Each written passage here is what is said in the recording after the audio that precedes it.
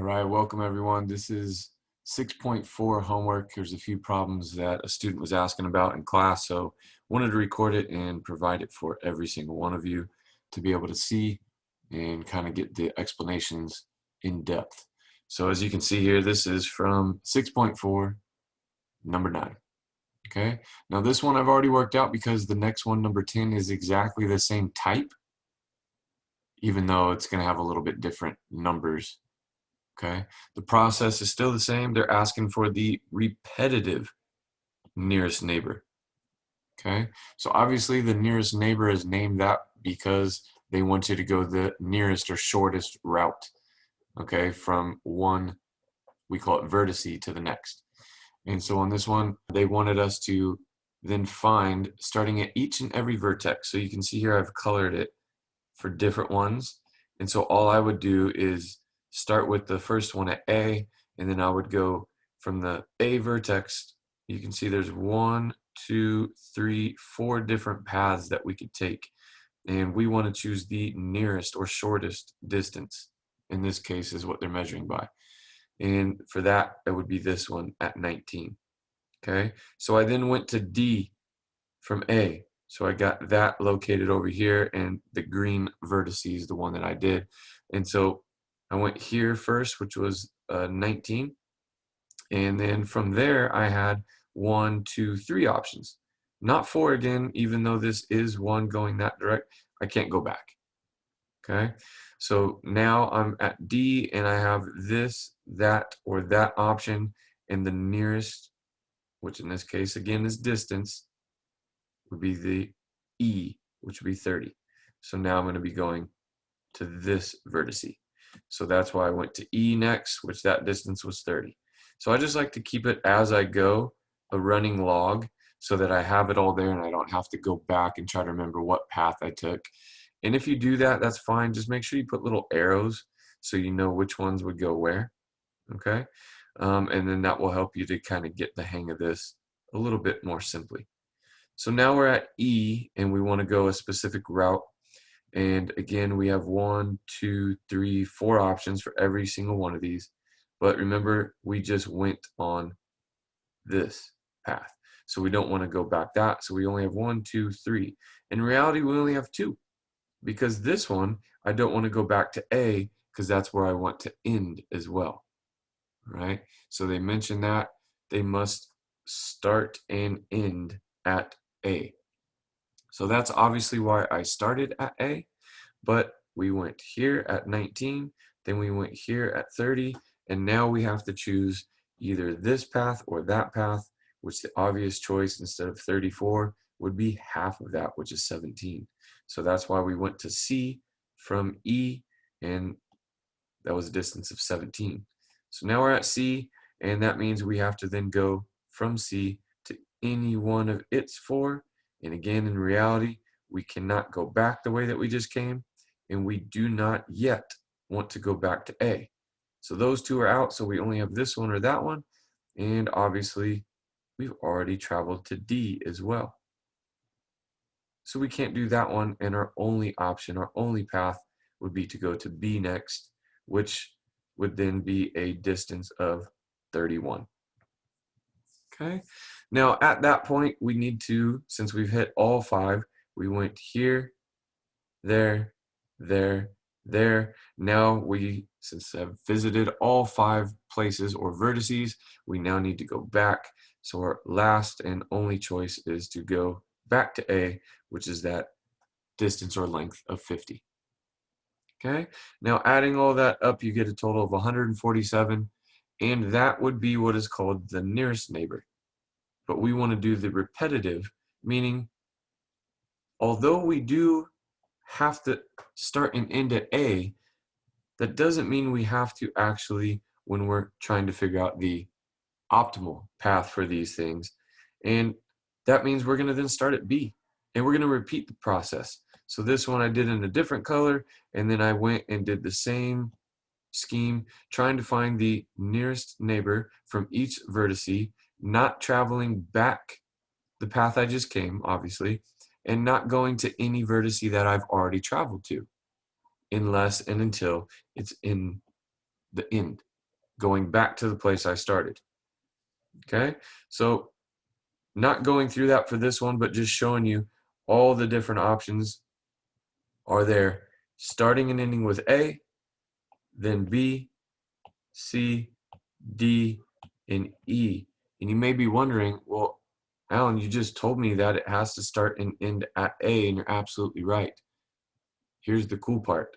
Even though we have to start and end at A, whether it was at B, C, D, or even E, we can actually just slide these so that this is our starting point.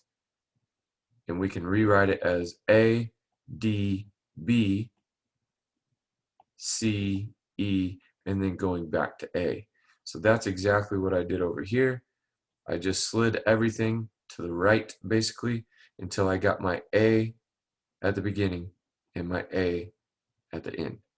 So whether you think of sliding it left or sliding it right, you just need that A at both ends, like we had here.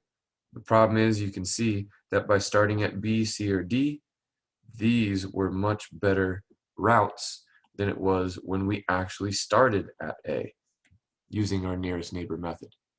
So this is why it's called the repetitive nearest neighbor, because we're going to just repeat the process of the nearest neighbor with each of our however many vertices, in this case 5. Okay, so hopefully that makes sense. If not, I'll go through this one with you from start to finish. And again, this is number 10 from 6.4, almost identical to the one that we just did. The only difference being not even the graph, but just the measurements for each one of those. Okay, so let's go ahead and start with A, and I'll do that here with a green pen and a green highlighter to start. So what I'm looking for right now is, all right, if I'm at A, what of these 4 different paths that I can take would I? And again, the reason it's called the nearest neighbor is not which one is closest on our graph, but actually by distance, cost, whatever it is that we're measuring. Okay, so for this one, obviously we're going to be taking the shortest path, which would be to D, which is a distance of 3.1. Next, we would go from D in any one of 1, 2, 3 directions. And of course, we want the nearest neighbor, so the smallest version, and of those 3, that would be the 4.2. So the next one we're going to be going to is E, which is a distance of 4.2. Right, and then from there, we'll go ahead and look at any 1, 2, not that one, because that would take us back to A where we started. We've already visited there. We don't want to do that until the end. So we really only have 1, 2 options, because this one we've already visited and we just came from there. So obviously 2.9 or 4.6, we're going to take the 2.9, which took us to C. From there, what are our options?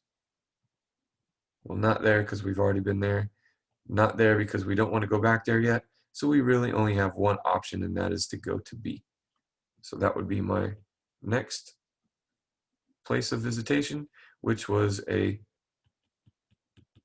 4.3 distance. And now you can see, hopefully, that we started at A, went to D, E, C, and B, and therefore we've hit all 5 vertices. So now we want to go back home. So our last one would be going back to A, which would then take us to that full circuit, we call it, and would be a distance of 6.2. Okay, and we can add all that up, get our final total distance in this, and now, unfortunately, we'd have to repeat. Okay, so I'll do one more with you just so that you can see a second, and then we'll go ahead and kind of just work them out quickly so that you can see them all, and then you need to just practice on your own to make sure that you can do it from start to finish. So I'm going to go ahead and choose red next, and I'm going to choose the next vertice, and that's starting at B. So I'm going to go ahead and clear all of this and change it to red for B to start. So looking at my options, I got 1, 2, 3, 4. And of those 4, which is the smallest? Looks like 4.3. So in that case, we'll go ahead and go here to letter C, which would be our next one, and that would be a distance of 4.3. Okay, from there, 1, 2, 3 options. Of those 3, which one is the least? Well, that would be the 2.9, and that would take me to E. So E would be our next, and that would be a distance of 2.9. Repeating the process, cannot go there because that's where I started and I've already visited, so I can only go to A or D. And the smallest one is obviously 3.3, so we're headed to town A. And then from there, again, I cannot go to B because that's where we started, so I can either go there, which we've already been, so I'm not going to do that. Can't go back to where I started, so our only option at this point is to go to D, which is 3.1 of a distance. And now we visited all 1, 2, 3, 4, 5. So now we need to go back to our original starting place, which would be B, which would be a distance of 4.8. So again, we would have to do that with all 5 vertices. We've already done A, we've already done B. Now we'd have to go to C, D, and E, and then compare to see which one gives us the least amount of either distance, hours, cost, whatever it might be. Okay, so I'm going to work those out for you real quick here, and then you can go through and check and see if you can do them on your own if you'd like. And there's the finished product of the repetitive nearest neighbor, which does take some time, but it shouldn't be that difficult to do each and every one. Just be careful when adding up your sums in order to get the totals, which you can see if we would have just stopped and started with our initial A to A, nearest neighbor would have been the worst of all of our options as far as choice goes. But there are 2 that are optimal, we say, the best. But unfortunately, that starts and ends at B and starts and ends with C. So all we have to do is make sure that we shift it so that we start and end with our A using, though, these same paths. So the cool thing is you can see here if I use the red and I took these right here and actually rewrote them by starting at A and then just going left to right, I'd have to then travel to D, then B, and you can see when I do that, if I start at the other end, I'm already at B. So from B, I would then go to C, and then E, and then remember I'd have to go back to A. Now if I did that same thing with the blue down here, which was also that optimal 18.4 that we had for each of those, starting at A there, notice what pattern I get. D, B, then C, going back to the C over here, and then E would lead us back to A. So it does not matter which optimal, it is called that special word for a reason. It is the optimal route that we should take. Okay, so hopefully you're able to get those last 3 there. In reality, you would have been lucky if you stopped here because that is the optimal route. It is much better than what we would have started and ended with if we just did what they told us with, and that was to start and end at A. Okay, so be careful with this. It's not that difficult, but it is a little bit more laborsome than obviously just doing it once and knowing that that is a good route, but we're trying to find the optimal or best route. All right, so the last one that somebody brought was very similar in the way that we are given the information, but in a chart instead of a graph. Okay, so a little bit different. You could actually take all of this if you wanted to and put A, B, C, D, E, and F, and then connect them all in all the different ways. But I don't think that's worth doing the same way that we did. So all you have to do is figure out a different way, but again, using all of these letters, A, B, C, D, E, and F, in order to both find the repetitive nearest neighbor tour or path that we're going to be able to find that would optimize, again, the cost. So all we would have to do is take the average cost, which is $1.37 per mile, and total that up and multiply it by that to get this answer. So just like the previous, they asked for that total, which we found the optimal of all of the different options after repeating that process of the nearest neighbor for each vertice. We would just have to now take that total and multiply it by some value. So let's see how to do this when it's laid out in this chart. And again, this isn't the only way, but this is one of the easier ways to kind of be able to follow it. All right. So for this one, it's saying that we have all 6 cities and we want to visit each, starting and ending. Of course, to make it simple, they're just using A. So obviously our first one, we're going to use A to try to see what it looks like. Okay, so I'm going to go ahead and start at A. And what I'm going to do is I'm going to look down the column or the row, your choice. This represents A going to each one of these cities, or I can look at A at each one of the cities. Now let's take A going to, I don't know, let's say C, for example.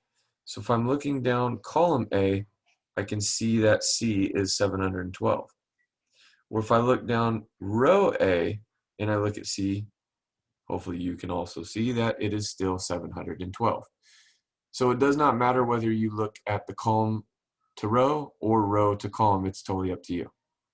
So the way that I like to do it is a little bit easier, I think, is columns are a little bit less distance than the rows are. If you can tell, column A versus row A, this is much shorter distance. So I'm going to look down the columns to try to find the matches on these things.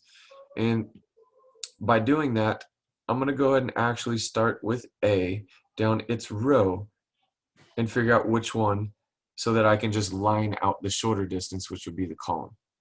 Okay, so again, we're going to be looking down the rows because the columns are shorter and we can nix those once we've already done them. So looking at row A, what is the nearest neighbor? And this is what's nice about it being presented in this format, in a chart rather than a graph. I don't have to get lost in all the lines for all those different paths. You can look at just the numbers, and it's obvious and easy to see that B would be my selection because it's 507. It's the smallest. So I'm going to go from A to B, and that is going to be a distance of 507. So now that we know that we've used B, we will nix the rest of that column, knowing that we can't use it again. We can't go back to that city. We've already gone there. Okay, now that means I'm going to be looking at row B. And I'm going to be looking for the smallest number. Now remember, there is a 507, but hopefully you recognize we just used that here. So we can't go back to where we went, just like the previous graphs. So I'm looking at all the other ones, the 650, 731, and so on. And hopefully you can see there, 650 would be the smallest, which would be C. So I'm going to travel to C next, which would add a distance of 650 miles. And I'm going to line out the rest of that column because now I've already used C. Right? So next I look at row C in order to figure out what would be the least number for that one. And looking down that row for the smallest number, you can see the 650 was already taken out from the previous. That's why I like to actually line out what we've already used. That would take us to F, which is another 241 miles. So now we're looking down the rest of that column as unnecessary because we've already traveled there. But now from row F, we want to go ahead and look and see what would be the next best option. And that looks like 690 at City D.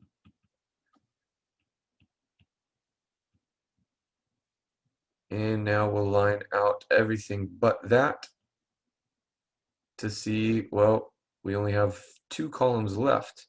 And so now that we're at D, we'll look down that row and there's a clear choice. Definitely not going to go the 1068. The only one I can go is E, which would be 327 additional miles. And then that leaves me lastly with, since I'm at E, this column here, which remember, this is why we line them out. When we were at D, we went to E, and if we line all that out, you can see the only thing left to do at E in this entire column, because we lined out everything else, is to go back to A. Now, unfortunately, that does not look like a good choice because it's very large. It is the largest distance in that entire chart. Okay, but we'll add all those up and see if it's a contender. But for now, I will restart all of my lettering and everything else going to the next selection, which would be letter B. So I'll use blue for B. And again, I'm going to go ahead and look down the column of B and look for the smallest of all of those, which would be 507. So we are traveling to A first. And then from there, we're going to look down row A and so on and keep repeating the process to figure out what would be our best. Now remember, we just came from there, so it can't be that one. So our next best option would be 712, which is C. And then from row C, we will take the nearest neighbor there, which obviously is 241 at F. And then going from F, we'll take a look down its row and look for the nearest neighbor there, and that looks like D at 690. And then from there, we'll go to row D and see of those 2 options that are left, definitely E. We have not traveled there, so that is a good choice. And that was 327 additional miles. And then lastly, at row E, if you look down, we only have one option, and that is to go back to B, which is 1,094. Okay, so repeating that process again, hopefully you get it. If not, let me know and I can do some more, but you got to repeat that for C, D, E, and F, and then try to figure out what total gives you the least amount of miles. And then don't forget, this one has an additional part. It's not just what is the total mileage for these 2 things, or 6 that you'll eventually find. They also wanted to know the cost, which they're including the gas, insurance, etc., as an average of $1.37 per mile. Take me there, wherever that is for gas. And remember, we'll take our totals, multiply it by that to get our total cost of the optimal tour. All right, so just working those out. I'll have them all listed for you, but if you need any more help with these, let me know. But I'll write it all out just so you can check your answers. So as you can see, I've worked out all the different near neighbors for each and every quote-unquote vertex, A, B, C, D, E, and F as our starting and ending point, even though technically we would have to start at A, which this one already did. We started there, but as you can see, this actually would be the worst route of all the different ones that we could possibly choose.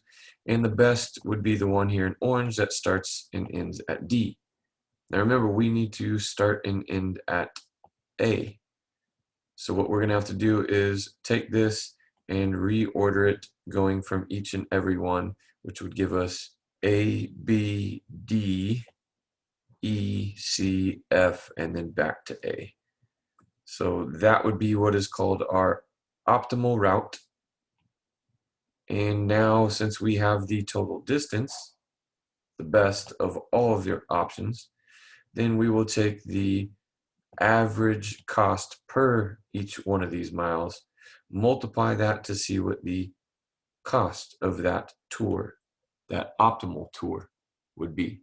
You should come up with $4,285.36. Okay? So hopefully those make sense and that helps you a little bit as you work through these. Let me know. I'll be online the rest of this week and preparing you guys for your third exam. And I'm very much looking forward to the next unit. I believe it's one of the most interesting ones, and it should interest you a lot because we will be talking about interest, loans, savings, all kinds of cool stuff in Chapter 10. So hang in there, guys. I know it's been a rough go so far, but I'm here for you. Let me know how I can help you. One student reached out for these 3 problems, so I hope this helps. Take care, everyone. Until the next time.